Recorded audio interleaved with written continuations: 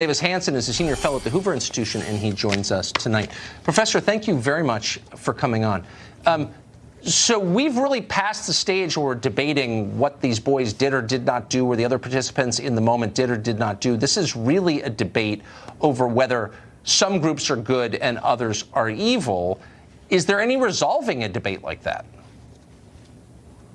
No, I think one side wins and one side loses. I think we're in an age of unreality where there's a big truth, and that's predicated on your race and gender and class. And then there's little things like facts, testimony, actual events, empiricism, and that doesn't matter. And in that divide, unfortunately, these students had nothing going for them.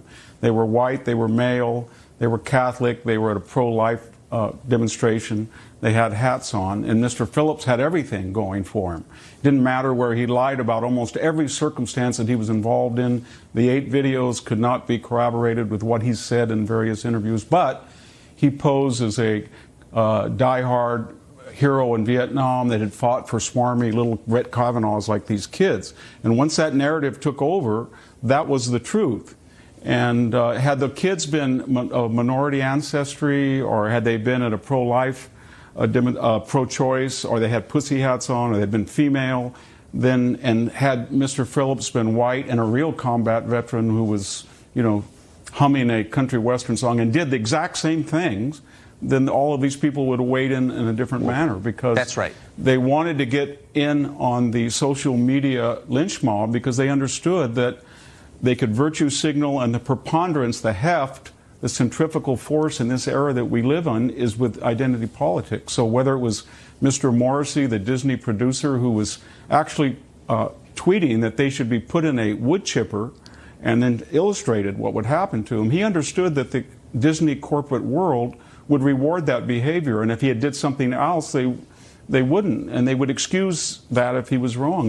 But can I also just, this is so bewildering because this way of looking at the world allows people to protect what they have. So here you have a tenured guy with a sinecure job at some mediocre university, but a job for life that's very high paying, describing some Catholic school kid from one of the poorest states in the country as having more privilege than he does. I mean, it's prima facie ludicrous, but everyone sort of nods in agreement. That's right, he's privileged. We're not here on TV.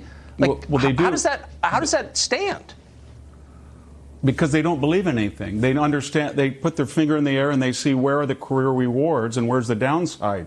And the downside is not there because they want to get ahead early and they want to get mean on their social media. And then they not only feel better about themselves, but then people admire them. And that's where the career rewards are to be found. How does it benefit you, Tucker, to say, I think these kids, we should look at the evidence and give them the benefit of the doubt, just like we should get Mr. Phillips and adjudicate it on evidence? Then you're old-fashioned, you're supporting the old racist, sexist class order, and there's nothing in for it. Most of the money, the universities, the professional sports, entertainment, popular culture, it's all on one side, and people make the necessary adjustments. And so that's what this was all about. It's about a higher truth that's social justice, quality of result rather than of opportunity, and we're not empirical anymore because that's for losers. And that's where the rewards are in society. Even a Congressman Omar understood that.